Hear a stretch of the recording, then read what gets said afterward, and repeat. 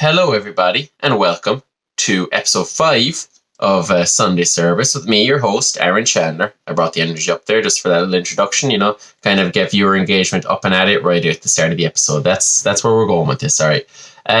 How was your week, guys? Hey, you may notice, or probably not since no one watches this, you may have noticed that this week's episode is a little bit late, and that was because I'm lazy.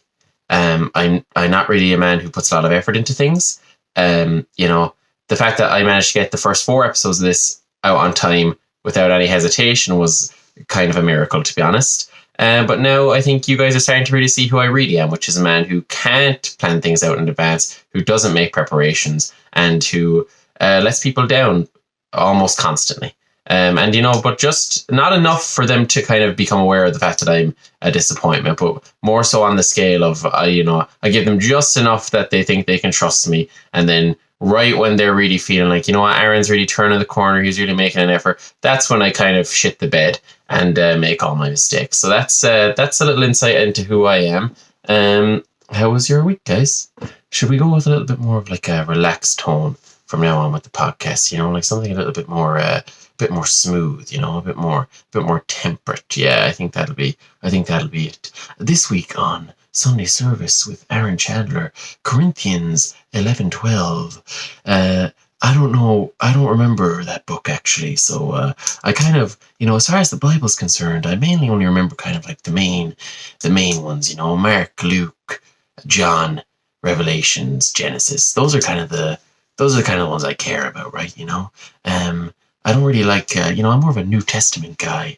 I think, I like God's more chill, can-do kind of, modern vibe in the New Testament. I liked it when God went woke, I like it when he kind of went all like, let's just be nice to each other and be sound, that's the kind of God I like, I feel like he had a bit of an edge to him in the Old Testament with all the fire and brimstone. But, I also think a bit of tough love is necessary on humanity from time to time, not right now. We're doing pretty great right now. And I think it would be pretty horrible if he did anything right now, especially while I'm alive. Maybe when I'm dead, if he wanted to get all passionate about what we should and shouldn't be doing as humans, that would be fine. But right now, I think him kind of allowing a little bit of hedonism, as long as you eventually are kind of like, oh, I'm sorry, that was bad. I think that's kind of really a God that appeals to me. I find that to be a God that I can work with, right?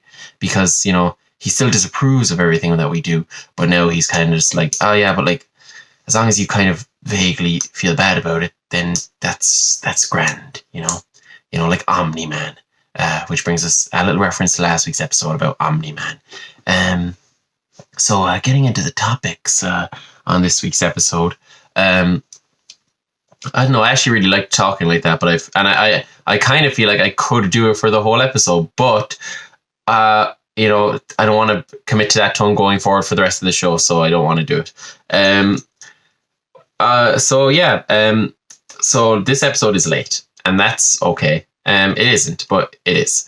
It isn't, but there's no higher authority to hold me responsible. I'll ask God for forgiveness. He'll forgive me. It'll be fine. And then I know you're all at home like, no, you really have to mean it. You really have to mean it when you ask him for forgiveness. Like, how does he know? He doesn't live in my head. I guess he can probably tell. But I'm pretty sure at the end of like the war between heaven and hell, they're going to destroy hell, and then I guess either everyone in it will be destroyed, which will mean nothing, or else they'll all get to go to heaven, which will be basically fine.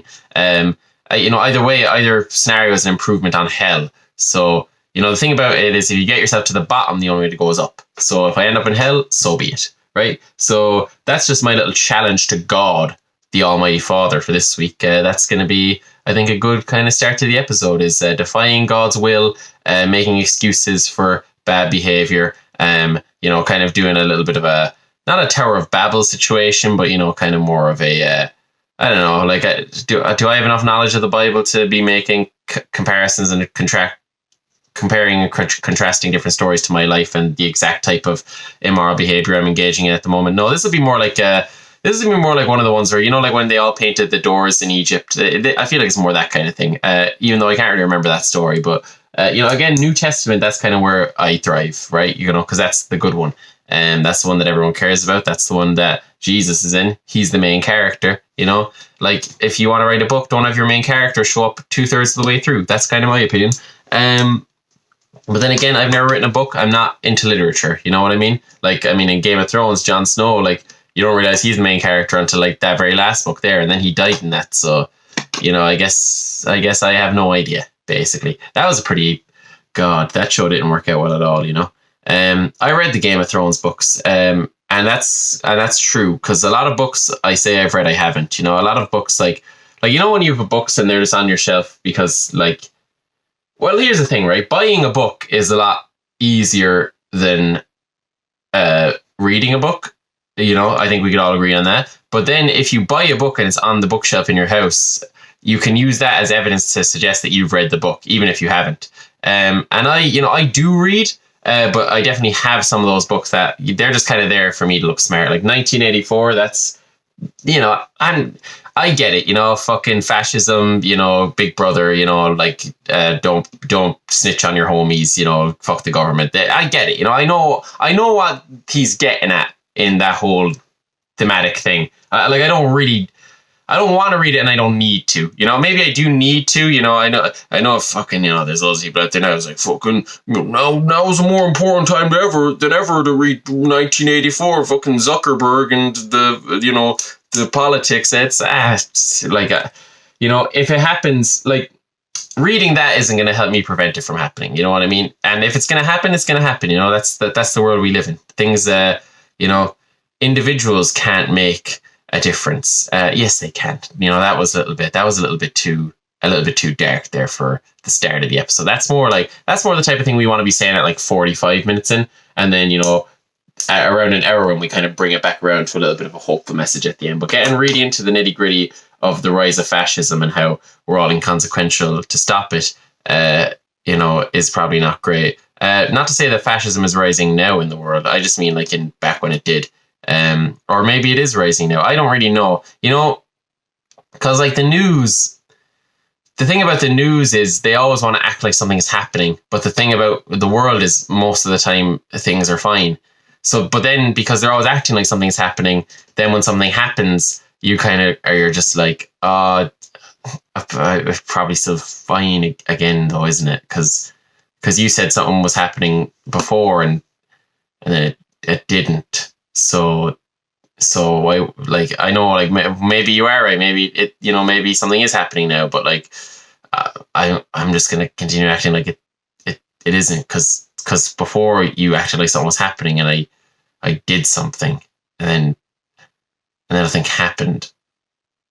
So, you know, hedging my bets, I think I might just do that still. You know, it's if only there was, you know, a well-known story that was perfectly analogous to this exact situation. Can't think of one. It was The Boy Who Cried Wolf. Just in case all my fans are shouting it out in the comment section. You know, I knew it was The Boy Who Cried Wolf, but I just couldn't be arsed, really. I'm talking a bit more sultry in this week's episode because I have this microphone set up. I still don't have the camera set up. That's a pain in the ass, but I realized I could at least set the microphone up. And if you're watching on YouTube, you won't hear that because I'm not splicing the audio together on this. That's a lot of effort. But if you're listening on Spotify or Apple Podcasts or Amazon Music, welcome to the sound of my sultry, nice voice. I don't even know what sultry means. You know, that's just one of those words that I've heard before. I know it's an apt word to describe voices, but I don't know in what context one would describe a voice as that. But you know what? My whole thing with vocabulary is I tend to go more based on just raw vibes, right? You know, like I tend to just go with things like, you know, like, oh, that feels like it would work there in a sentence rather than what is actually grammatically correct. And I think that's basically okay because I don't meet a lot of like well-spoken people. So, you know, most people, you just say words and they'll kind of like, they'll believe you. And even if they don't believe you, they know what you mean, right? Like the type of person who would call me out for using an inappropriate word in a conversation is a douchebag, because as long as they get what I was going for, like, you know, we've communicated effectively, it's all fine, right? So there's no need to be getting all, you know, prickish about it. I was going to say cunty there, but I didn't really know how I felt about that. I like that word though, to be fair. It's actually a brilliant word, but like, it's one of those words I like to savor for when it's really, really like necessary. You know what I mean? It's like my WMD of vocabulary. Like I think like if you're dropping the C note, there, as a great comedian would say, which is what I am not. If you're dropping a C note, if you're dropping a see you next Tuesday, like you really have to like, if you're saying that all the time, it loses its specialness, right? So it's one of those ones I save. I save it for Christmas dinner. It's like a turkey. Everyone likes turkey. A lot of people don't because most people don't know how to cook it, and then it turns out dry and shitty. But if you know how to cook a turkey, it's usually really good. But like if you had turkey all the time, then when you had it on Christmas, it won't be special. And I guess turkey's just a pain in the ass to cook anyway. Like it's a huge issue. So that there's many other reasons for that specific metaphor, but we're gonna move past it completely. And so like because like the media, like they're always acting like the next big thing is gonna happen, and then the next big thing just doesn't happen. So now I'm just left here thinking like it'll all be fine, and that's one of the things I've always been convinced of about humanity, is that it will all be fine. Like one of the things, like like let's forget how like people were thinking fascism would rise there a few years ago, and how people think it will rise now, and how like it'll probably be fine, and maybe it won't be for like a second, but then it will be fine again. Or maybe it'll just be fine the whole time. Who's to say? I'm not really educated in politics. I don't really know a lot about that. But one of the big ones there, like, is like the World War III thing. Like they're thinking about like like the Ukraine and Russia. Then America's doing up a number there. They're playing a mad one, bit of a blinder. Not a blinder. That's an inappropriate word. They're doing up. The grand strategy's been shifted, is what it looks like. Like the Pentagon are like, they're like running around with pieces of paper in their hand, and some are flying out. They're like, oh shit, we're shifting gears. Like we're going in a different direction with this now. I think, or maybe because it's the Pentagon, maybe they have this plan the whole time actually, because the grand strategy of a nation is probably something that's way too important to allow a different person to change it every 4 years. And is that a conspiracy theory I believe in? No, because it's not a conspiracy theory. It's just probably how it works. I wouldn't let any of the presidents of the past 20 years make any decisions like beyond domestic policy. You know what I mean? Like when it comes to interacting with other countries, I feel like you gotta have some bigger plan in mind, right? And like ever since Kennedy, like they didn't let him. He made some decisions that the Pentagon didn't like, and then they murdered that guy. So I feel like most of the presidents since then have been towing the line pretty hard. Even Trumpy over there, people act like he's a bit unhinged, and he'll stick it to the man. And he certainly acts like that. But, at the end of the day, I think, he's smart enough to know not to push the wrong buttons with certain people. He doesn't want to get his head blown through the window, he talks a big game, but at the end of the day, like someone from the Pentagon is slapping a form on his desk, and they're like, sign it. And he's just kind of going with the flow. And then, but the thing about him is like, he like they'll tell him to do something horrible, and unlike other politicians, he won't peddle it like it's something good. He'll just be like, "Yeah, this is what we're doing now." It's like, yeah, like so we've completely shifted on Ukraine, and that's fine. Whereas like I feel like Obama would have like said it a bit more like sullenly. He'd be like, Ukrainians have put up a good fight, but peace is more important. Is that what he sounded like? I can't remember. He sounded like well spoken, right? And he'd be like, it's time for peace, and the threat of war is looming, and it's no longer become an acceptable loss for us to continue to support this conflict. So we've come up with a peace agreement with Russia and the Ukraine. And for further protection, we'll get a mineral deal. Like, he would have said the exact same thing, but he would have made it sound nice. Whereas Trump just like says exactly what's happening. And you're just like, hey, man, I don't think you're supposed to tell us that, you're supposed to tell us that it's all fine, right? You're just telling us what's actually happening. And now I'm scared kind of a little bit. I think that's been said before, basically. Like most things have been said before, right? Especially what I'm about to say right now about Russia and that whole World War III thing that people still seem to be concerned about. How many times in my life I've seen like a headline that's been like World War III is about to start, and it hasn't, because things don't happen. Like the modern world, like but the modern world isn't a place where events transpire. All of the things happened between like nothing's happened since 9/11. I'm pretty sure, right? Because like 9/11, that happened and it was a disaster and it was horrible and everyone's like, oh fuck, what the fuck's going on? And then ever since then, it's kind of been a lot of like things are happening and it's just like, oh, it's fine. It's actually grand, actually. Like there was like the Iraq war and everyone was like, oh fuck, like we're going to war in Iraq. And then like the government were like, yeah, but only like if you want to. We're not doing like we're not doing a conscription thing. Like, it's more kind of a voluntary mission. You should go. They have weapons of mass destruction. But like it, like if you want to stay at home, that's fine too, right? Because we actually just want petrol.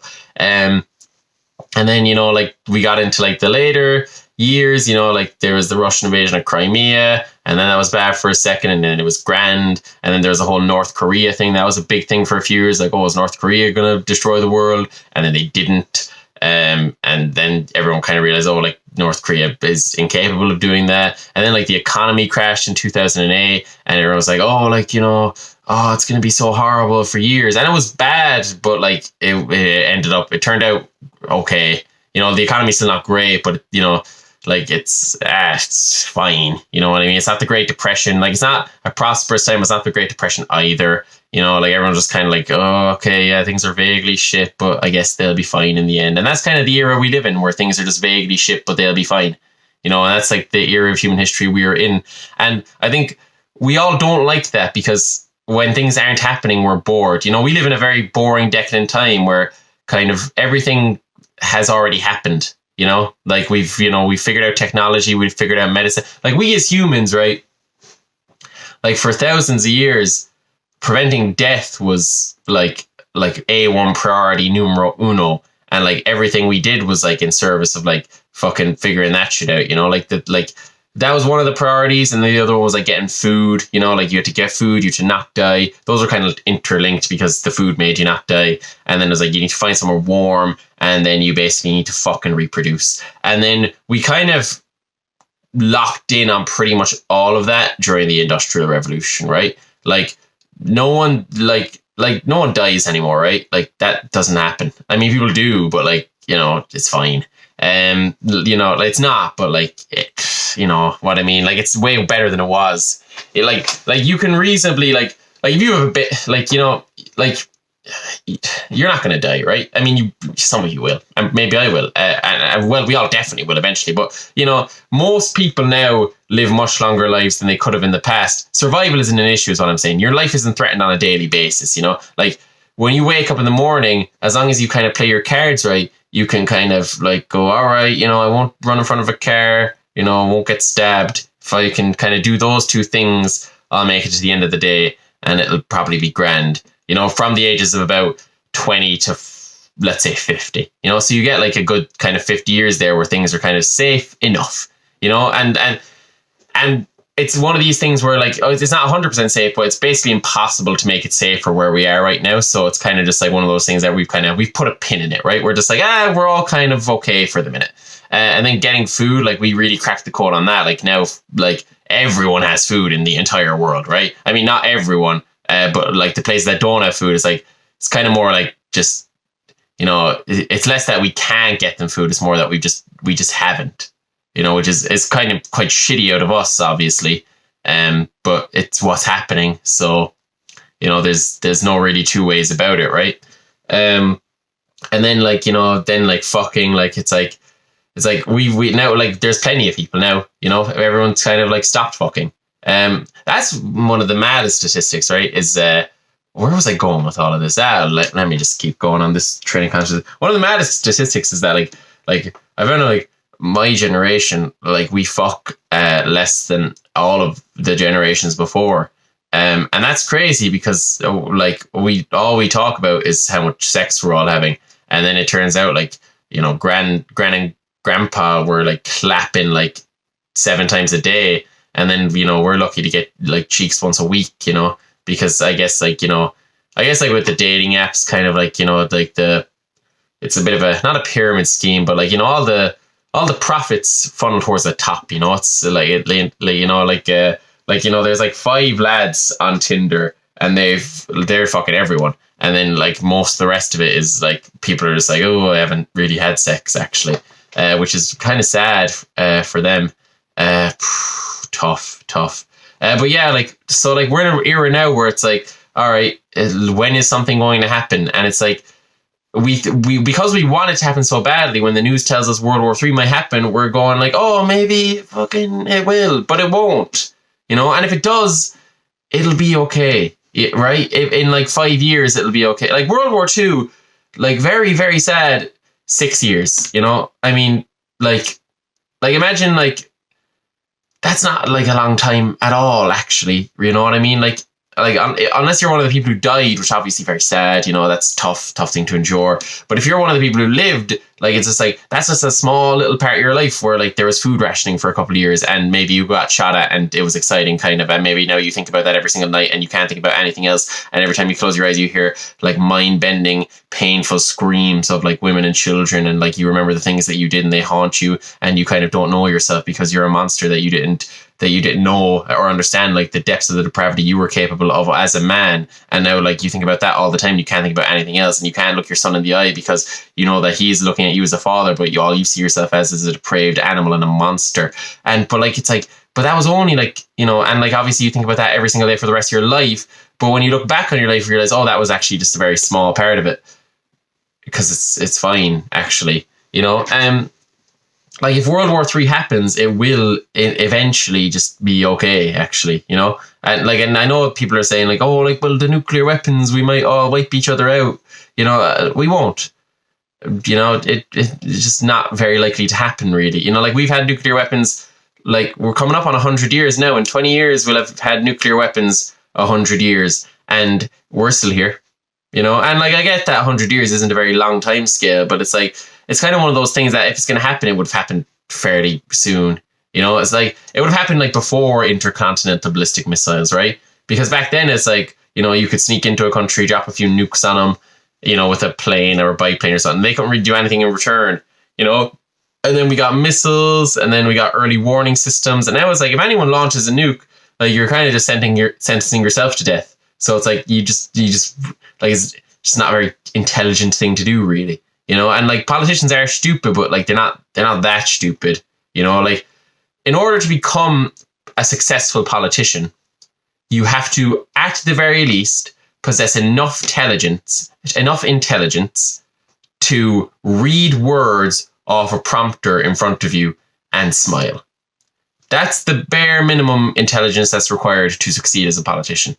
And someone who is intelligent enough to do that, even though that person can be quite stupid, that bare minimum level of intelligence required is enough to know that pressing a button that would kill everyone on the planet is a bad idea. So it's just not going to happen, and even if it did, I'm sure there'd be survivors. I'm sure long term it would all turn out okay. Like, how many times people have thought like the world was ending and then it just didn't, right? Like the Black Plague, that wiped out like 2/3 of the European population. Like, if you're in Europe now, you're just like, oh, everything's fine, it's good. World War One, like World War One happened at the same time as a massive global pandemic. Like Spanish influenza and World War One were concurrent. Millions and millions of people died, and that was before the world even had 1 billion people in it. So like, the swarms of people were just like falling to their deaths every minute for like 4 years non-stop.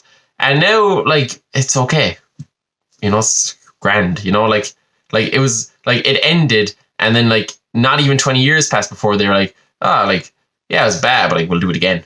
Like it's like having a baby, where like, it's like, obviously it's horribly painful and like, like a really tough experience for someone to have, but then like, like a year goes by and you're like, I'd do it again. It's okay. Like World War II, like, everyone thought World War II was like, days are ending, like things are going to get really bad now, and it's okay, it's fine.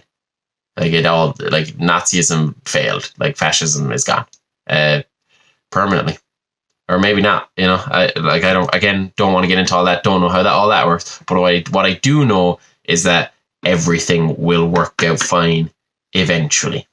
And that's just how it happens. That's the cycle of humanity. It's never not going to work out for us. That's an absurd thing to think. And I know, I have friends, I've had people who talk about this they told me, they're like, Aaron, well, yeah, it all works out fine until it doesn't.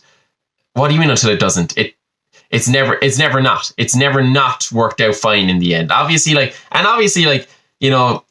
millions, sometimes billions of people have to die for it to eventually work out fine. And then it's very sad, really, horribly tragic. And you shouldn't make light of the lives that were lost. But, right now in the world, most places, if you live in them, you're just oh, it's okay. It's okay. It's fun even sometimes, there's good crack to be had. And it's really boring actually, because there's nothing to do. We've kind of reached a point in civilization now where it's kind of all right, we're just kind of, I think we're just kind of waiting for scientists to figure out how to do that whole get to other planets thing. And then things will kind of take off again. But right now we're in a little bit, the franchise is in a little bit of a lull, humanity here. We're just kind of we're kind of going over old plot lines, kind of rejiggling shit, going wars, let's do that again, because we just have nothing else to do. But and I mean cool planets as well, right? Like Elon Musk wants to go to Mars. That's gay. Have you seen Mars? The thing is, right, is you look at the solar system and you look around and you're just right, so the planet we're on, that's sort of obviously the best one already. So why leave this one? Why the fuck would you want to go to Mars? Have you seen an eclipse on Mars, right? I don't know. All right. So Earth, Earth, when an eclipse happens on Earth, the moon goes in front of the sun and it's fucking pitch perfect. It's the money shot, it's like 007 in the barrel of the fucking gun. It just, everything lines up. It looks good. It looks sexy, right? That's what an eclipse is like on Earth. Mars has 2 moons. Do you think either of them create a nice eclipse? No. They look like, it looks like a hooker's butthole when there's an eclipse on Mars. It looks disgusting. That little fucking potato flying in front of the sun. The sun's already way smaller, but then this little fucking pebble flies in front of it. It's a joke. It's a joke. And then obviously the gas giants, sure, going to the moons of those will probably be fun, but I want to go to planets, not moons, so we're really gonna have to figure out how to get beyond this solar system if we really want that to be interesting, I think a lot of the reason we haven't gone to Mars is because we've just realized we went to the moon and then we're just oh, fucking didn't get anything out of that really. And I suppose as well, one of the things about space travel is the thing about the moon was people have always said, people have often said, I don't know who said it, but it's often been said, that old thing of if God wanted us to explore the cosmos, he'd give us a moon. And the idea behind that is the moon is it's fucking right there. The moon is fucking Ibiza. It's just a fucking little ways away. There's no point in not going there. The moon is if you live in Europe, the moon is Amsterdam, right? It's there's no point, okay, so there's just a city on the continent I live in where you can just do drugs and fuck hookers and it's fine. And well, obviously you'd go there because it's right fucking there. Why would you not go there? You know what I mean? It's it has something to offer. It's immediately within your reach. You give it a look, you know what I mean? You might not enjoy it. You might not think it's the best thing ever, but it's worth going at the very least. That's what the moon is. It's just somewhere that's worth going to. But then you get there and you visit the red light district and you're just this is fucking disgusting. There's no humanity here. There's nothing to be there's nothing to be gained from this. This is a fruitless endeavor, to say the least. That's what the moon was. It was just we went there because we could, and then we were just oh, it's fucking boring because there's no life. Because there's nothing to fucking do. All the McDonald's are here on Earth. Why would we go to the fucking moon? There's no Starbucks. You know what I mean? Think about all the great movies that have ever been made. Where are they all set? Earth. Aside from Interstellar, right? But there's people in that, and people are from Earth. So it's it's like it's what's it all about, you know? But the thing is, like, the moon was so close. It's like, obviously you go there. Like, imagine Amsterdam was a fucking trillion kilometers away. Like, the other planets are so fucking far away. Like, could you be half arsed going to fucking Mars? Like, for what? For fucking sand? For like you can just go to the Nevada desert and like just be like, oh, this is what Mars is like. Like you can do that. Like, at least the moon was kind of like, you know, it kind of looked like cheese or whatever. Like, Mars just looks like Mars looks like all of the shittiest places on Earth. But like, you can go there in a car. Like, you don't need $1 million rocket to go through the shitholes of Earth. Like, you can just hop on a plane and get there. So why fucking spend 2 years getting to Mars? And like, I'm pro space travel, but why you fucking bother? Like, who wants to go to fucking Mars? People can't live there. There's no oxygen. And it's like, well, we can make oxygen. It's like, yeah, well, like, you can. And like, no, like, you should do it. Like, Mars is definitely something we should do, but let's not pretend it's interesting. Like, Mars was like inventing penicillin. It's like, obviously it's a necessary step in our evolution as a species to do that, but like, you don't want to be the guy in the lab fucking looking at the fungus going fucking, it's interesting. Like that's not the person you want to be. Like, you don't want to be the person who's going to Mars is something you want us to, as a species, to achieve, but you don't want to be the guy who goes to Mars. Like, you're going to die alone on Mars with no one. You'll spend your whole life working there. You won't even get oxygen. You'll grow one plant maybe. You won't be able to create a fucking ecosphere. It has no magnetosphere. There's no magnetic currents. There's nothing to block the solar wind. It's all gonna be fucked. You know, and that's fine. We should do that, but not me, obviously. You know, someone who's nothing to lose should do that. You know, like, I mean, let's face it, like, you know, Neil Armstrong, when Neil Armstrong went to the moon, Neil Armstrong was that guy back in his day. Like, he was an Air Force pilot. He was him, like, you know what I mean? He was beefy and sexy. Like, he was that guy. The people who go to Mars are going to be fucking losers. Especially because, like, NASA have gone all like, oh yeah, the people who go on rockets should be scientists now, instead of handsome Air Force pilot guys. So yeah, like, now that they've decided, like, oh well, like, yeah, we need someone to do the computer work in the space station. It's like, all right, like, let's face it, the first guy on Mars is gonna be the worst human ever. Like, it's gonna be a guy who has fucking nothing here on Earth. It's obviously gonna be a guy, because women have things to live for, right? You know what I mean? Like, men have fuck all. Like, a man could go to Mars. So there will not be a single fucking woman on that first shuttle to Mars. I can guarantee. Like, and if there is, they're going to be paying her a lot fucking more.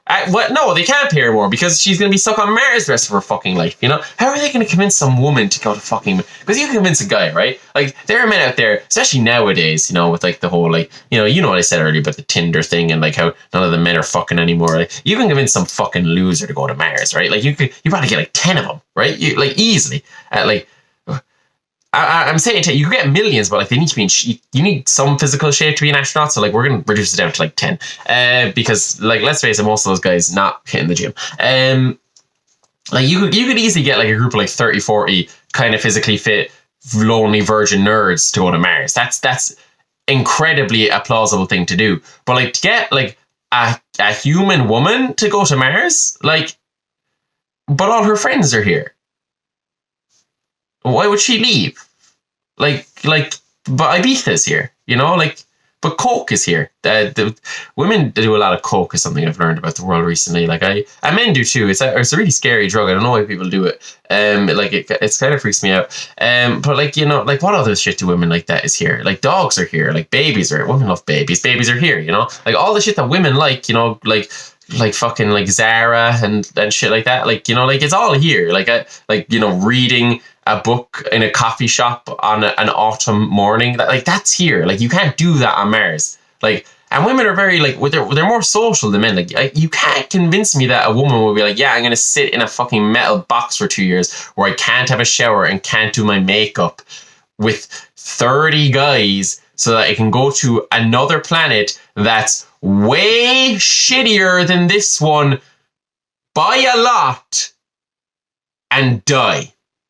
Like, it's you that's gonna be fucking impossible. Like, you can get the spaceship, you can get the fucking crops that can withstand the solar winds. You could probably give Mars a magnetosphere, but to convince any reasonably minded woman to do that shit, you're fucked. Like, I don't know. Like, why are we... And not why are we going to Mars? Because, like, you know, there's lots of scientific advancements to be had. But, like, why would someone go to Mars? Right? That's crazy to me. A 2-year trip. It takes 2 years to get there. There's no way back. That's mad. Because you get there and it's a shithole. Like, you get there and it's the worst place you've ever been, objectively, easily, by a lot. And now you're just there forever. And you're going to die. I mean, I guess the good part is you're going to die a lot sooner because the gravity there is weak and your internal organs aren't built for that shit and your blood pressure will be all fucked. But, like, you're just there forever now. Like, you're like... You're gonna, and like Elon Musk supposed to charge people for it. Like, I'm not gonna give you €500,000 so I can die in a shithole 1 billion miles from everyone who's ever cared about me. Like, I'm just not doing that. And people should do it. Like, I mean, I guess, like, for those lowly virgin nerds that do go to Mars, that'll be, like, the great purpose of their lives, right? Because they had nothing else to do, you know? Like, in any other world, they would have just been, like, sent over the front lines and been cannon fodder in a war, you know? And that would have been fine for them. They would have gotten a lot of honor out of that. But we don't have shit like that anymore because nothing happens. Like, you know, World War III isn't going to happen. It's just not realistic. Like, you know, those people used to just, like, get to, like, just die honorably. But now, like, I guess their only option is to spend millions to die on a red rock. That's just not nice, you know. Like, I mean, I guess Venus is kind of a hellhole, but like at least it's got like gravity, right? Like I know it melts lead like on like the second like it touches the atmosphere, but like, you know, at least, you know, it's kind of big, you know. Like, what about like Europa, you know, like a moon of Jupiter? I know that's not a planet, but it has water, right? Like, why? I know Mars is the closest. Well, Venus is actually closer, but Mars is the closest. That's not like an inhospitable hellhole, even though it is. But like, it's, you know, you just don't die instantly. Like, that's Mars's big advantage, is that you get there and you don't evaporate. Like, that's its biggest thing. Like, you know where you don't evaporate? Earth. You don't evaporate on Earth. You can have beers on Earth. You can sit by the beach and have an ice cold fucking brewski right here on God's perfect blend between heaven and hell. Like, this is the place to be. Why would you want to be anywhere else? And go, because there's nothing for you here, because you're pathetic, sad losers. Obviously you already know that. That's why you've decided to let Elon Musk shoot you off to die on, like, just such a fucking, like if I was to rank all the planets, if I was to rank all the celestial objects in the solar system, Mars would be D tier. It would be lower, but we've got shit like, you know, the asteroids and Pluto, right? Like, if we didn't have those, Mars would be at the bottom of the list. Because is it the smallest planet? I think Mercury might be a little bit smaller than Mars. I'm not sure, but like, it's one of the smallest planets. You know, it's got no people. It doesn't have like, you know, like 1,000 moons the size of Earth like Jupiter and fucking Saturn do. It doesn't have the cool foreskin rings. You know, it doesn't have that weird axial tilt that Uranus has. It's just like, Mars is genuinely, like, if it wasn't the closest one to us that we could go to, we would all agree that it's the worst one. Like, it just has nothing going for it. Like, it's red. It's a red. Like, red's not a nice color. Like, you know what's a nice color? Blue and green. You know, they're nice, like, vibrant, lively colors, you know? You know what's nice is life and trees and mushrooms and people and cows. You know, not in that order. You know what's not nice is rocks and pebbles and gravel and pebbles and sand. And I guess they got that one really big mountain. That's nice. But you know where we have really big mountains? Earth. And you know what's great about those mountains is that you can climb them and breathe of your own volition.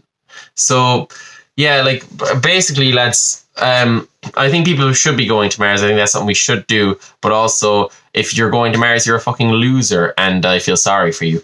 And look, good luck, because that will be the only meaningful thing you ever do with your pathetic life. And it won't even be that great, because by the time you die, the amount of progress you'll have made in making Mars a habitable colony for human beings will be so minuscule that it kind of won't matter. And only the very first person to step off that fucking stainless steel dick that Elon Musk is launching at Mars, only that very first nerd will be remembered, you know? And he better say something fucking good. You know what I mean? Like, he better get one of these small step for mankind kind of things out there. Because if this prick, because this guy, this first guy who's going to Mars is like, he's on Reddit a lot. Like, that's something we can all agree on, right? Like, he's spending a lot of his time on forums, right? And if he, like, if he makes some in-joke, if he gets on, like, if he gets off the fucking, I don't know, I'm not cool, but, like, I'm cool enough not to know any of these fucking, like, in-jokes, like, you know what I mean, right?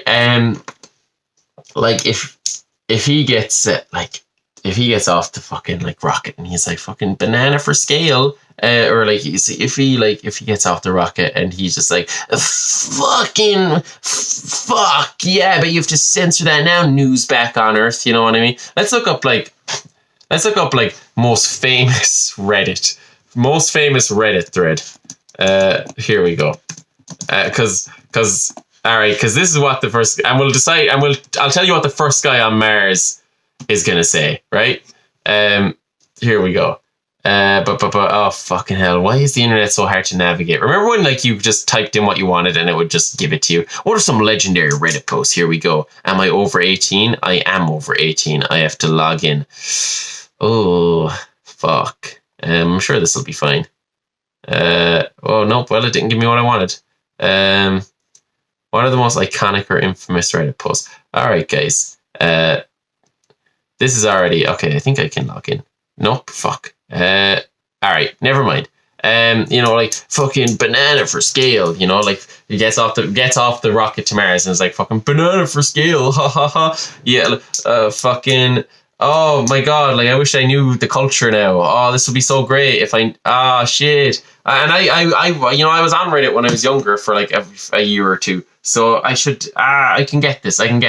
What's like a thing that Reddit people say? Or like even 4chan people, they, like 4chan people are at least smart enough, not smart enough, but like, I feel like Mars isn't the place they're bopping to, like they just, like, like a lonely Redditor will go to Mars, a lonely 4chan user will go to a school with a gun, you know what I mean? Like, it's a completely different ballgame for those two different groups of people. I bet, like, I've Reddit on my phone, I think, installed, and if I log into, I think that'll already be logged in. But maybe the app has to update as well, and then if I go to the camera, will that shut that in? It's a wrap on the whole Reddit thing. But like, they're gonna be like fucking like getting off the plane, like, like banana for scale is a good one. I know that one, but like, I feel like that's also outdated a little bit, right? Like, oh, they got off the fucking rocket and they're like, fuck it, I also want to fuck this guy's wife. The first words on Mars are just that, like, fucking, like, I hereby name this planet McPlanet Face. Like, that's what they're gonna do. But no, just say something good, say something nice that people can remember. Don't make a fucking joke out of it, because it is actually a moment for human triumph. Unfortunately, we have to send the worst humans there, but it's still fine. I guess that's kind of like how they did back in, like, like where they first started sending gang to America, like, and Australia. They were just sending like people who were just a waste of space there and just seeing what they could get done. And I guess, that all worked out. So, maybe the whole Mars thing will work out in the long run. That's kind of the bookend on that topic. Oh, we're at 43 minutes already. I haven't even talked about any of the topics I wrote down yet. Oh, fuck. Okay, Captain America 4. Last week I said that I was going to watch that the next day, and what I did was I didn't do that. Because something just marginally more interesting came up. And again, Captain America 4 is the type of movie you only watch if there's just fuck all else to do. So, I think my opinion that it's probably just a very shit movie is clearly, I haven't given it a chance, but like, and I like Anthony Mackie, he is quite charming, but like, I think we're at a place now where it's like, all right, it's over. I'm not seeing it, basically. I saw the thing, there was like an article, like there was like a cinema in America somewhere, and like during Captain America 4, a showing of it, like the roof collapsed in, and like the article mentioned that everyone in the theater was okay, and there were 2 people in the theater. There were 2 people watching Captain America 4 on its second weekend. in an American theater, they've got people there. Like, I live in Ireland, like there's 4 million people. If 2 people go to the cinema, that's an event. That's crazy to me that happened. Wow.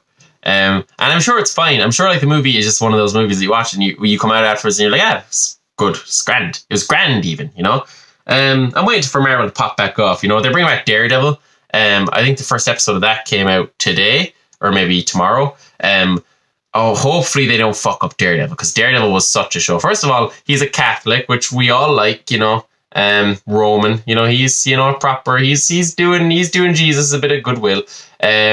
Vincent D'Onofrio as Kingpin, greatest character, not in fiction, but just, in that show. But very good still, because it's a very good show. Charlie Cox, Matt Murdock. I want to see that. I want them to do that well and bring it back properly.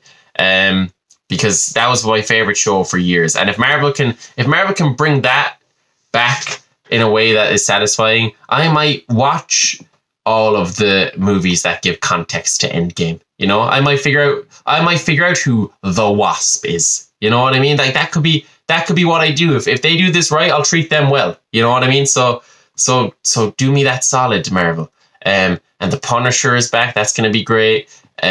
I like him because he's that handsome guy from The Walking Dead, but also his character is interesting. So he's got 2 things going for him at the same time. So I'm going to definitely give that a watch. Or maybe, you know what I'll do? I'll give it a look. I'll give a few reviews a look. And then depending on what they say, I'll decide if I'm going to watch it. If they're saying it's good, like if they're saying, yeah. Or no, if they're saying it's great, I'll be like, okay, I'm going to watch it. If they're saying it's good, I'll wait till all the episodes come out, see what they're saying then, and then make a decision. If they're saying it's bad, I'm just going to pretend it never existed. And I'm going to watch the first 3 seasons of the original Daredevil again. And then I'm going to cut my pants at the end when the Kingpin breaks Bullseye's back. Because that was a great scene. Bullseye, what a fucking depraved character. When he, in the original, I'm going to spoil the original show because it was like 7 years ago, which is crazy. Because I thought it was like last year. COVID really fucked up the whole temporal perception there, and maybe it wasn't COVID, and maybe the fact that I'm slowly becoming an alcoholic. One of those things, but let's blame COVID because that was unique to my life, whereas alcoholism has just been in my family for generations on end.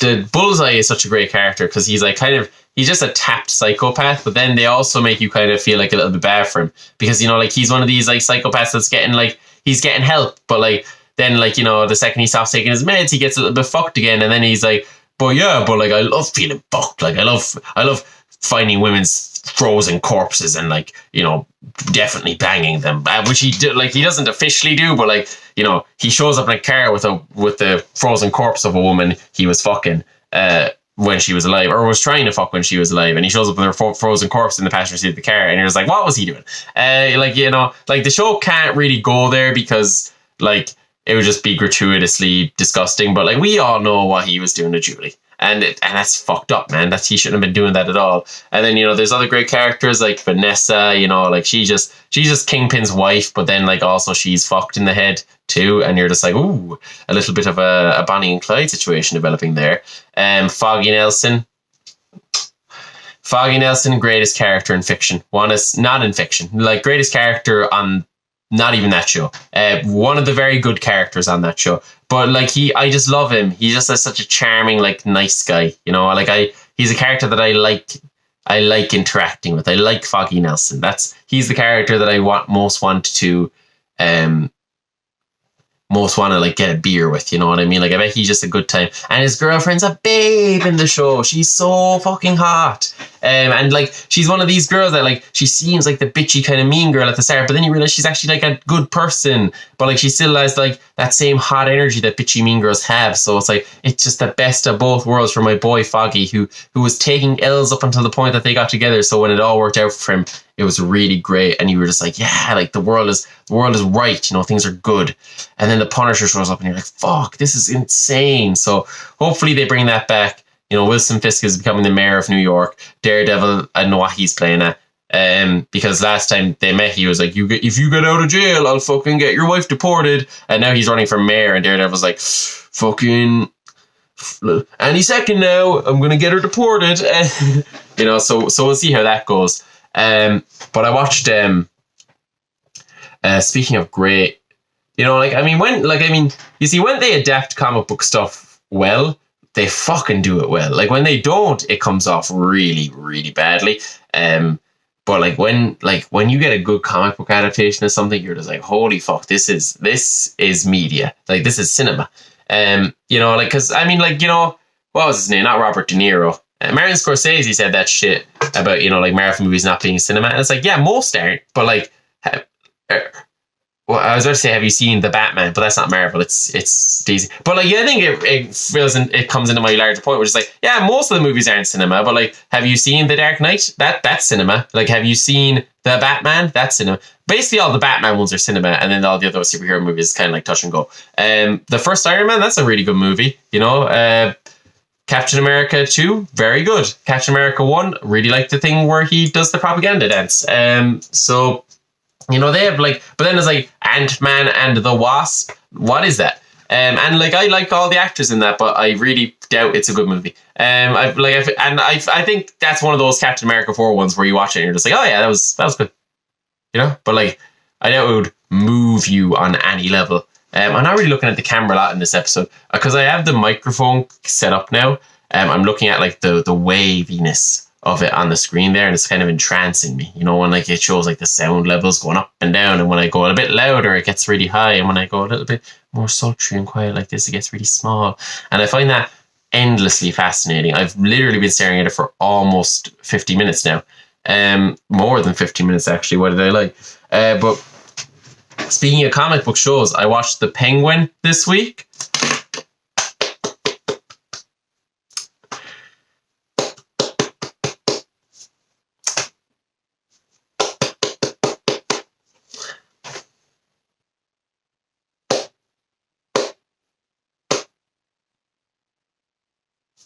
Wow.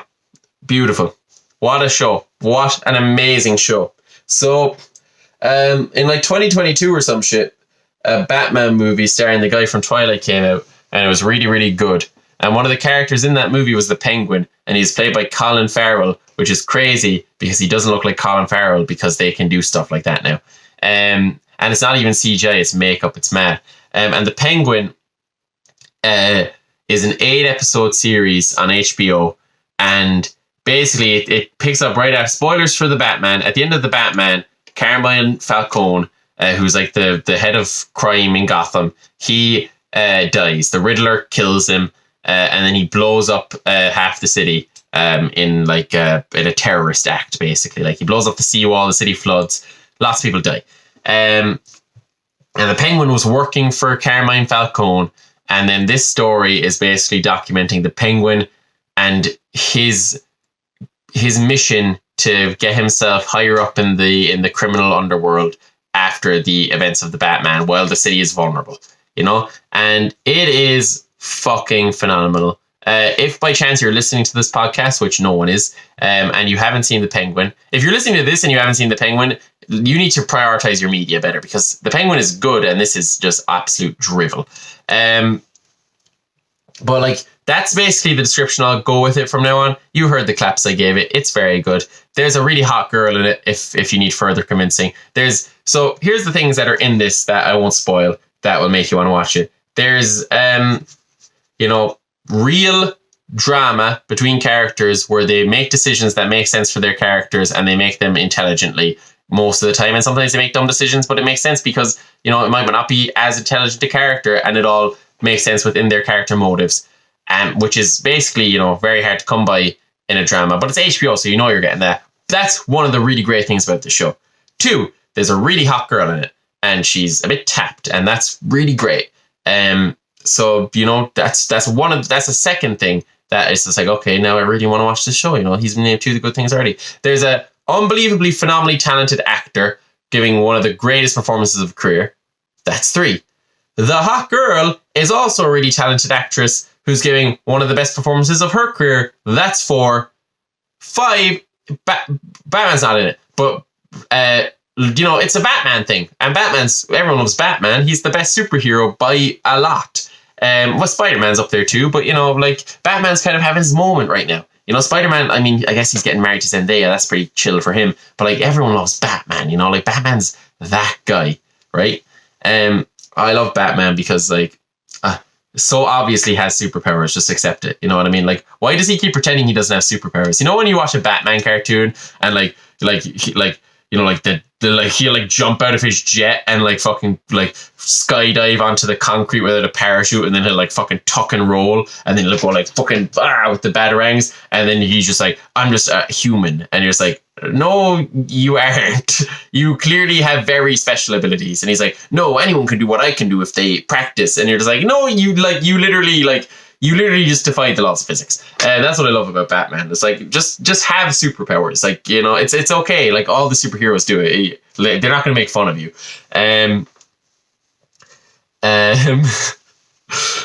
But so, yeah, those are the things I'll say about the Penguin. Watch it. Now I'm going to talk about it in detail, and I'm going to spoil everything. What a prick. All right. So what was great about this TV show, right?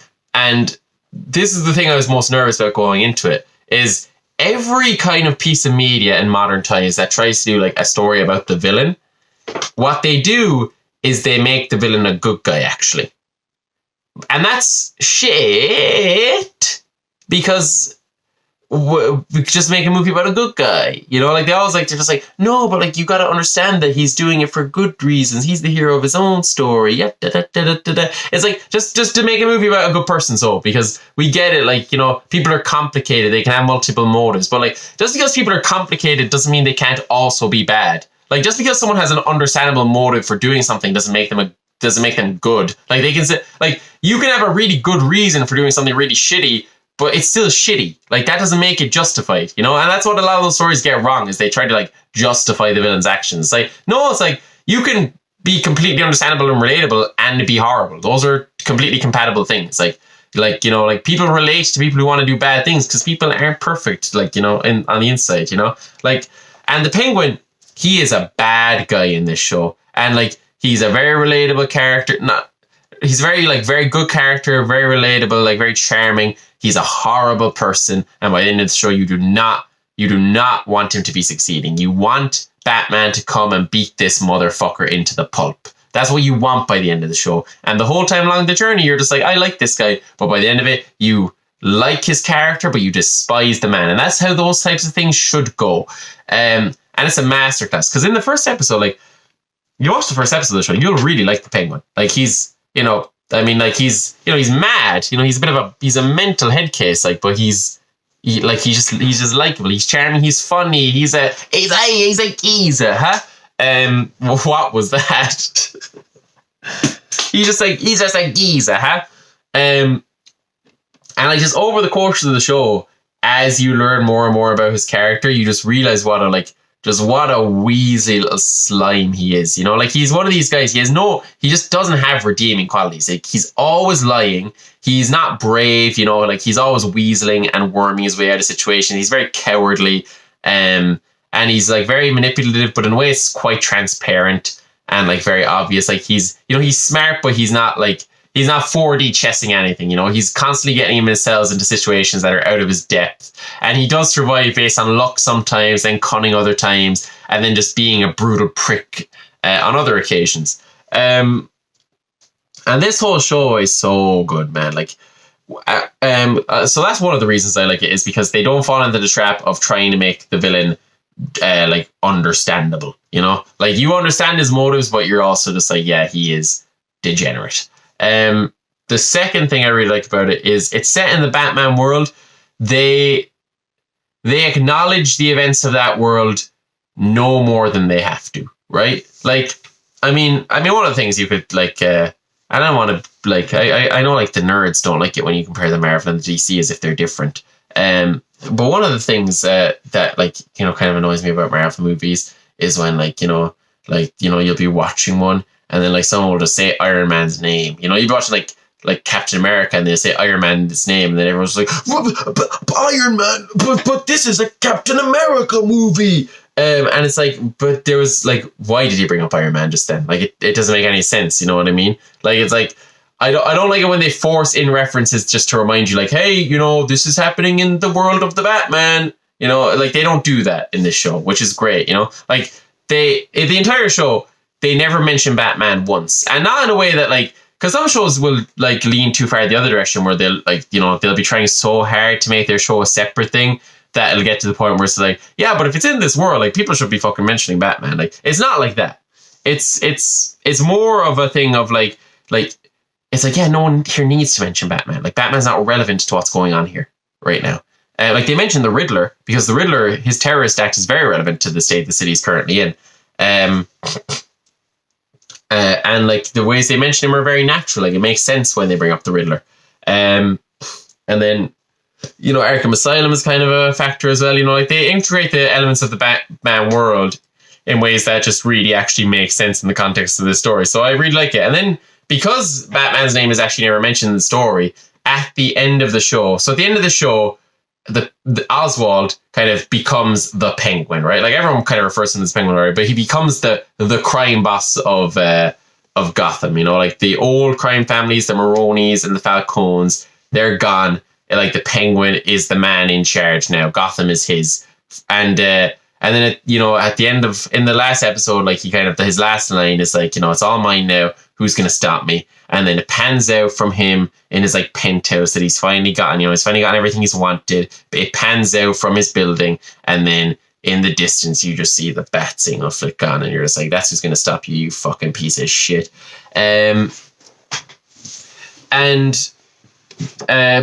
So like that way, the way they integrate that world does just work very well. And like it's one of these things. I think people like, you know, people will always say about like The Dark Knight. One of the strengths people would attribute to that movie is they'll say something like, you know, The Dark Knight is a great movie. That happens to be a Batman movie, right? Like you could change all of the characters' names and not have it anything to do with Batman, and it would still be a brilliant movie. Like it doesn't need to be a Batman movie to be a good movie. And I think you could say that about this show. Like it's a great like Batman show, but like this is a great mob show, you know, like none of these need to be Batman characters. Like I think the fact that they are like, you know, kind of gets you to where you need to be to care about them a little bit quicker, obviously. But like this is just phenomenally written. And the kind of whole gang war, the central conflict of the story between the Falcones and the Maronis, that, you know, their power struggle that Oswald is kind of taking part in, and has kind of instigated through his murder of Antonio Falcone, right? He has an impulsive moment where he kills one of the crime family leaders, and then he kind of pivots families against each other. It's all very well written. It all makes a lot of sense. It feels real. It feels like the people are making decisions that they would be making. Christina Milioti plays Sophia Falcone in this show, who is the central antagonist, right? She's like the central foil to the Penguin. You know, like the Penguin is a guy who's full of shit. She's a woman who can detect bullshit. They have a history together. He used to be her driver. You know, like he used to work for her father, Carmine, who had her institutionalized. This character is so good. And it's not just because I really find her just very attractive, which is definitely true. She's the hot girl I mentioned. But like she is such a great character, and I can definitely fix her. You know, all her psychologically horrible things, I could definitely make her better. You know, I could definitely show her a good like one of the best characters I've seen, because like I guess, I mean, I'm not sure, you know, I don't know too much about the comic. Like I know the Penguin is from the I don't know if Sophia Falcone is from the comics, but if she is, they should be putting her in more Batman movies because she's a great character. Like her father frames her as a serial killer, but then she goes to Arkham, but then in Arkham they pump her full of drugs, and so she actually does go insane. And like her dynamics with Oswald are crazy. Like I knew, like the first 3 episodes of the show, I really enjoyed them all. But I watched them all like a week apart, right? Like I watched episode 1, and then like 2 days later I watched episode 2. A few days later I watched episode 3. When I saw episode 4, everything changed. Because at that point in the show I was like, this is really good. I'm going to keep watching it. I watched episode 4 today. And I saw episode 4. And episode 4 is all about Sophia's character. It's all about, like, the Penguin is in it for like a couple of minutes, you know, and it's an hour-long episode. So it's a full, like, kind of investigation into her, the main antagonist. And as soon as I finished this episode that just focuses on her, I just thought, oh, I have to watch every single episode of the show now. Because one, she's a brilliant actress. She's the mother in How I Met Your Mother. That's where most people know her from, where she, is in it for like 5 episodes, becomes the most likable character on the show, and then fucking dies. Spoiler alert for How I Met Your Mother, but that's kind of how that whole thing goes down. One of the things that I was getting concerned about when I talk about these shows that's not very entertaining, but fuck it. No one said this podcast had to be entertaining, right? It just has to be there. It just has to be like an acolyte for me. I guess, right? We'll finish this and we'll talk about then one more fun little topic, and it'll be a longer episode, and that's okay. That episode where it's just her, like the ending of that episode, I was just like, I have to watch the rest of this show now. Like it goes through her and her time in Arkham, and her go slowly being like framed. One is like a great thing,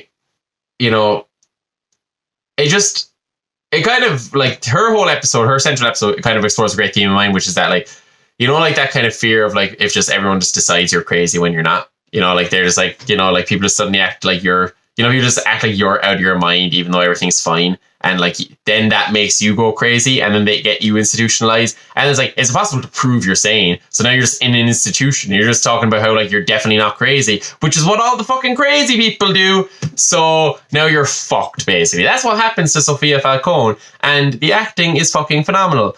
And then at the end of the episode, so far in this story, right? Like, you've got like all these elements in play. You got the, Maroni's in prison. The Penguin's out here fucking trying to fuck with the Falcones. She's trying to kind of reassert her place in the Falcone family after getting out of prison for the killing of 7 women that she didn't commit. And like her whole family are making moves. And then at the end of her episode, she kills her whole fucking family. Like every single one of them. Like the main boss of the Falcone family, like, some of like the higher upping ranking members, she pulls a little carbon monoxide leak, and she just ends all of their lives. And it's phenomenal. It's a phenomenal episode. Like, and one of the things I like about the show is that shit happens, like something happens in every episode. There's no episode where people are just kind of like, fucking Penguin, man, you gotta fucking do stuff and like beat the Falcons. Like, Penguin's doing something every episode. He's always making moves. Now, some of them are disastrous moves because they blow up in his fucking face, because he tells the most bald-faced lies to people, and everyone knows he's a liar, right? And like, it's one of these things, like, you go into the show, everyone in the world kind of knows the Penguin already, but you don't know the Penguin. And then like everyone's just like, yeah, no one trusts the Penguin ever. That's the dumbest thing you could ever do. And then you're there like, kind of like, fucking, he seems kind of nice, like he seems like a fucking balls, but like I trust him. And by the end of the show, you're just like, oh yeah, no one should ever trust the fucking Penguin. What the fuck? And then you're just like, oh wait, they're trusting him now. What the fuck? It's like, this has gone off the rails completely. But yeah, the moment for me where everything turned, like, I don't know, like Sophia killing her family, that was a great moment.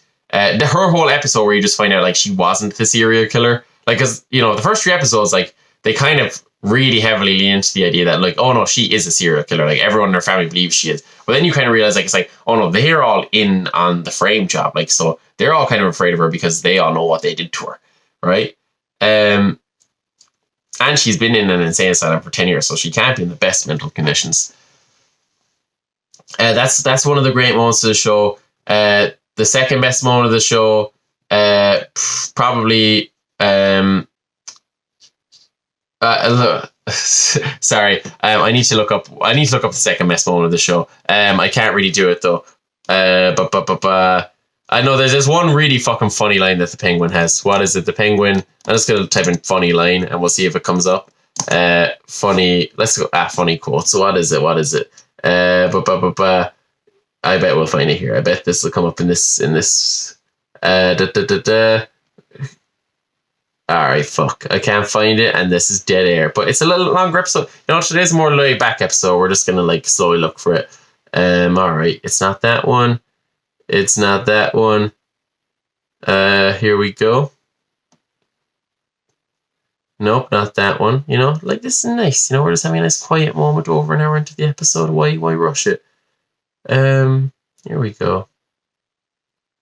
No. That's not it either. Alright, these are all kind of more taking serious quotes from the episode, not the funny ones.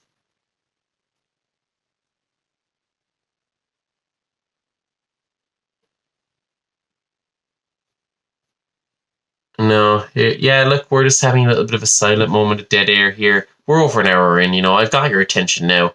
Maybe you had a moment there to think about, like, oh, I need to pick my kids up from school. Oh, shit, I forgot about that, right? Um, that's a great line. I asked for extra pickles and they gave me two, so a normal amount of pickles is one. Does that, it has good humor like that. Hopefully there's one other line that's so funny. I need to find it here. Okay, it's not that one.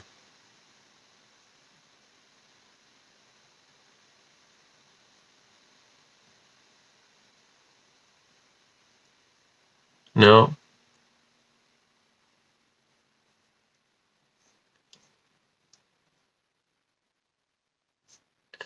Okay, I can't find the really funny line. There's one line that had me just cackling, just like an offhanded comment that Oswald makes to like one of his goons or something. It was the funniest thing ever. But I can't remember. I can't remember what it was. So that's that. But that's the second best moment. Then the moment where you find out that the Penguin's mom tried to have him killed, that was fucking great. Like, that kind of really took the story to another level. And then their whole confrontation in the last episode or it might be the second last episode, where Sophia just interrogates him in front of his mom, and like his mom just tells him that she's always fucking hated him. That's fucking brilliant. And then the last moment, the best moment, the moment that where you finally just go like, oh, I actually fucking hate this guy, is when he kills Vic. Vic is like his sidekick for the show. He's like Robin, right? He's like his, he took him in, like he's like, all right, I took him in, I won't molest him, even though wink, wink, Batman probably molests Robin. Probably not, right? Like, not Dick Grayson. He could never. Dick Grayson's the best character in media. Am I a fucking loser nerd? Maybe. Where was I going with this? I'm kind of comfortable at this point in the episode being all nonchalant about this, I think my favorite moment then is the moment at the end where he kills Vic. Vic is a psychic the whole time, he's like this nice guy with a stutter. The Penguin kind of threatens his life to get him to work for him, but then kind of gaslights Vic into thinking that they're actually partners. And then they actually kind of do become partners, and then Vic gives up he has a chance to go live a normal life and just leave Oswald. But then he chooses not to and commit to the life of crime. And then by the end of it, you're like, fucking, like, this is Oswald's real guy, they've really connected, they're really like a family. And then Oswald's kind of like, yeah, you're a loose end, I'm going to choke the life out of you now. And that's like the last big scene in the show, and you really just go like, oh wow, I fucking hate Oswald Cobblepot now. So yeah, I didn't really say anything of interest there the entire time, aside from Christina Milioti being hot and Colin Farrell being a good actor. Nothing really funny. It's just I'd recommend The Penguin, I guess, is kind of where we're at with that now. I don't know. I feel like, was that interesting? Was that interesting the way I talked about The Penguin there? I don't know.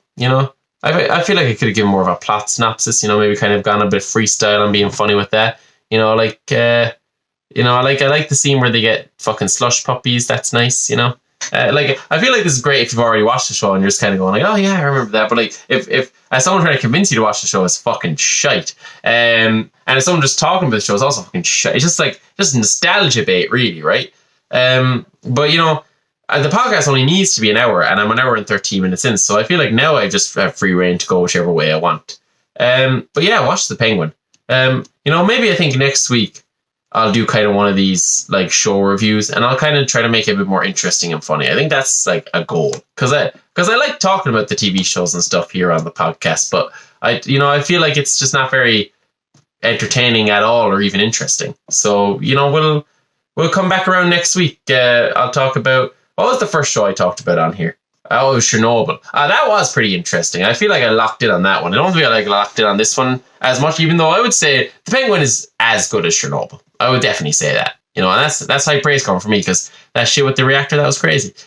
All right. There was one more topic I had here. I had a few topics. Didn't really. They're all fine, you know. Like I didn't really get into those. So yeah, I made. I'll tell you this before I get into the last topic. There, I made a decision on the Blake Lively Justin Boylan thing, which is that actually I would definitely be willing to talk about it on this podcast because I'm not going to no Diddy parties. You know, I think that's damned wrong. I actually do. It was horrible. When his lawyer quit, that was when I knew. Like, I could not be involved with that.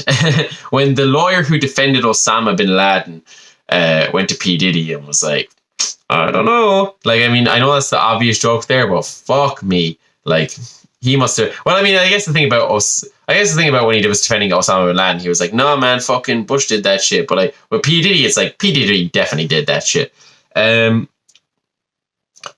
So basically my thing about Justin Baldoni and Blake Lively is that I definitely willing to talk about it. But then I realized to actually like really discuss it and get a lot of value out of it, I'd have to look into it and do more research and actually like sift through all the information and like compile data and like really dig into the drama. And that sounds like a lot of effort. So we're basically just not going to do that. I'll just kind of, in the future, I'll just going to give a quick, like nonchalant, like, you know, my quick hot take on it that isn't that different from anyone else's hot take. And maybe it'll be funny and maybe it won't, but it'll be kind of bitchy and nasty. And I think that'll be where we go with the podcast going forward in the future. So stay tuned for that. Top 5 wars. That was just a topic I wanted to talk about. I think that kind of related to what I was talking about earlier with the, World War III and stuff, and people getting all hyped up about that. Because one of the things, I don't want like World War III. I think the World War naming system is a bit shit. Like, because, right, well, the thing about humanity is we kept calling things the Great War for way too long. You know, like World War I, when that first happens, they called it the Great War, but it was like the 5th war they called the Great War. So it kind of got a little bit fucked. So then they started this whole World War I, World War II, World War III thing. But it's like, if any war in history deserved to be called the Great War, it was World War II. Like, that shit was, like, one, most morally justified war in history, right? Like the Nazis were comically evil. Like, it was actually a joke. You know what I mean? Like, they were it's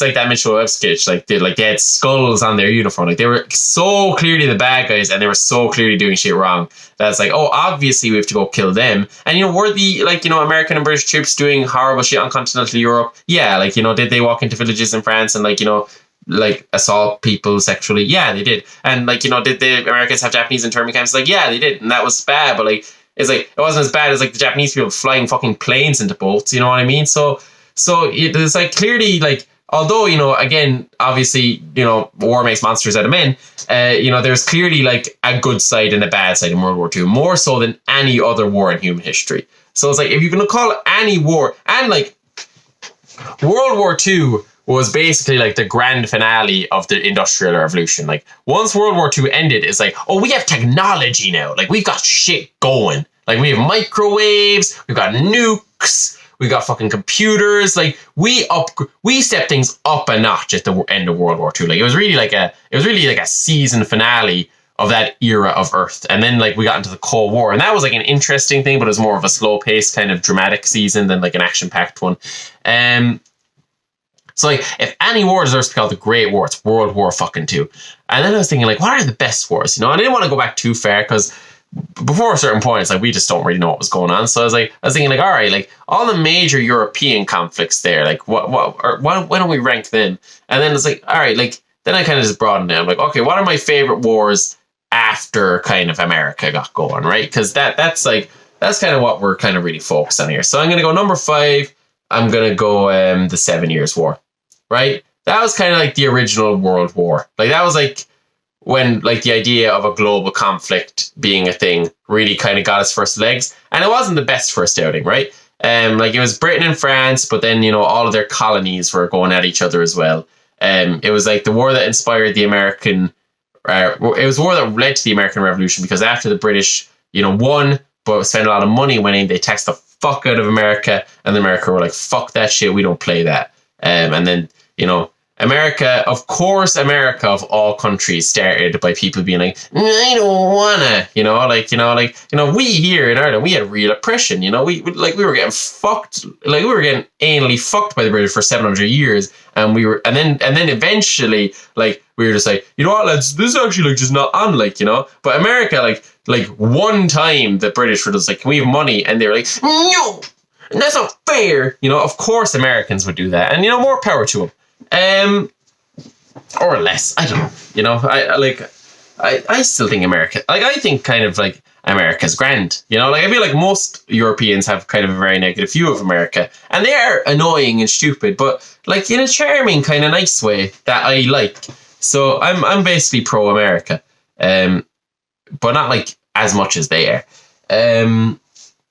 So yeah, 7 Years War, it just kind of it just was a bit uninspired, I bet at the time it seemed great, but it's one of these movies where the sequel is better, it's like a Batman Begins kind of thing. It's when you see what comes after, it becomes a bit less impressive, at the time, I'm sure it was great for when it came out, and actually Batman Begins was really good, so I feel like this is the wrong metaphor, but you kind of know what I'm getting at, right?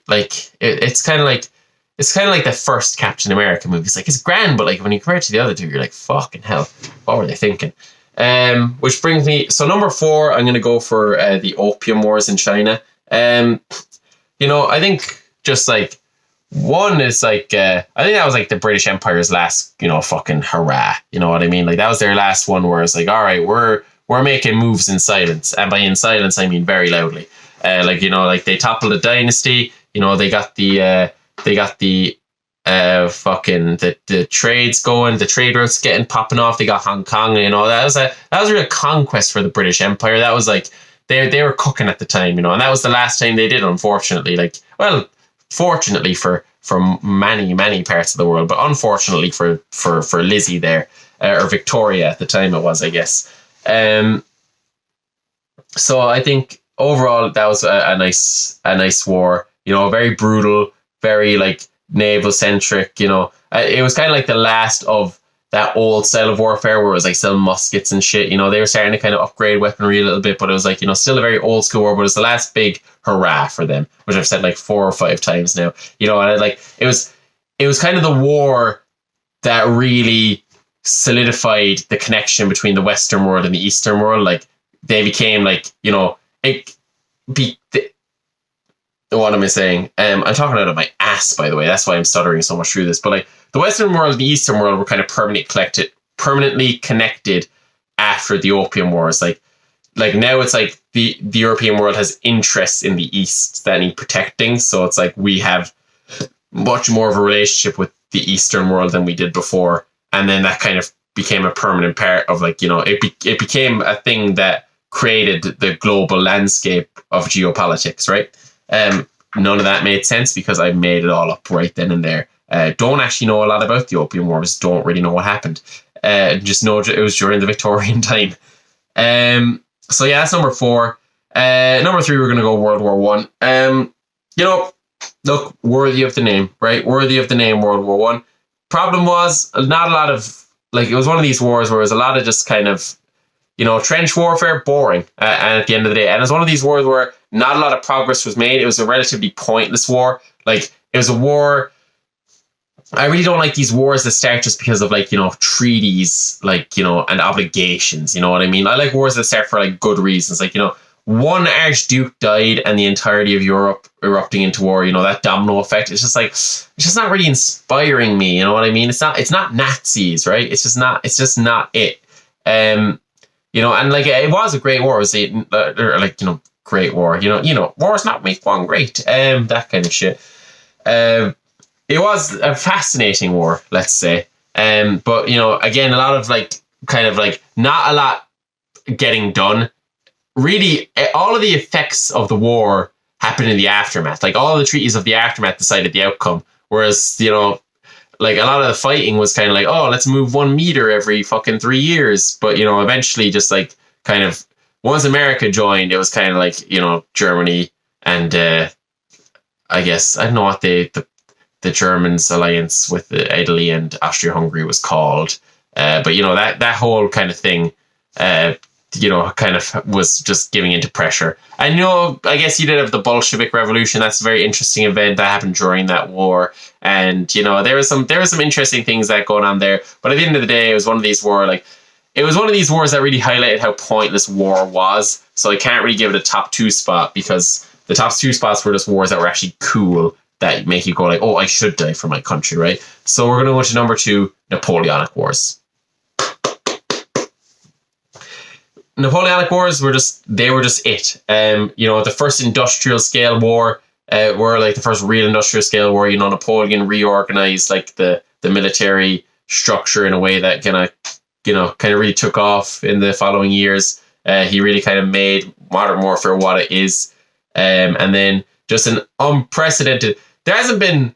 I do think the Napoleonic conquest was more impressive than what that Hitler guy was doing.